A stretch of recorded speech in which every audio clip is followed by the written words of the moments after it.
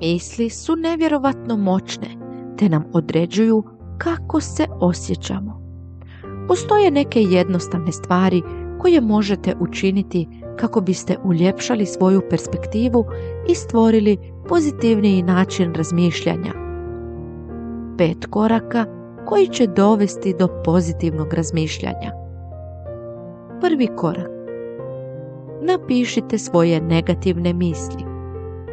Postati svjestan svog unutarnjeg kritičara prvi je korak ka tome da se ga oslobodite.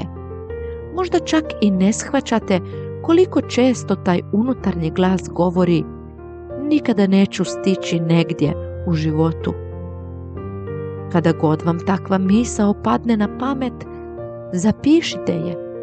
To će vam pomoći da postanete svjesniji komentara koje sami sebi dajete. Drugi korak je: negativnu misao zamijenite pozitivnom. Svaku negativnu misao koju ste zapisali pokušajte zamijeniti pozitivnom.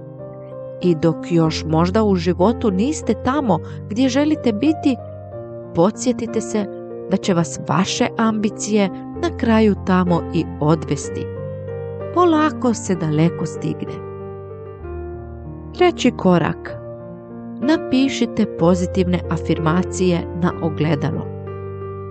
Možda se čini glupo, ali lijepljenje bilješki s pozitivnim porukama na ogledalo stvarno djeluje. Započinjanje dana čitanjem ili slušanjem pozitivnih afirmacija ostavit će vam sveukupno dobar osjećaj te vam pomoći da prevladate taj negativni unutarnji glas. Četvrti korak. Razgovarajte sa sobom kao što bi razgovarali sa prijateljem. Šta to znači? Da li biste rekli prijatelju da izgleda užasno i da je sićušna pogreška koju je napravio katastrofalna sramota? Sumnjam. Pa zašto bi onda sebi govorili te iste stvari? Počastite se ljubaznošću bez osuđivanja. Ne težite savršenstvu i imajte na umu da svi radimo pogreške iz kojih rastemo i iz kojih učimo.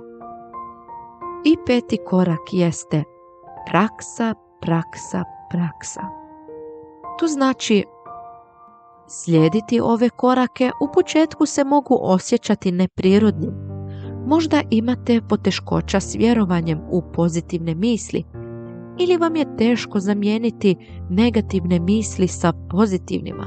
Ali ako svakodnevno vježbate pozitivno razmišljanje, vidjet ćete da to postaje sve lakše i lakše.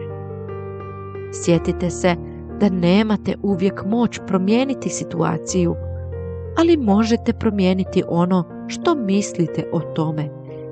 I mijenjajući svoje misli, mijenjate svoje osjećaje. Podijelite ovaj video sa porodicom i prijateljima. Na taj način pomoći ćemo sebi, a i drugima. I zapamtite, život je lijep kada se živjeti zna.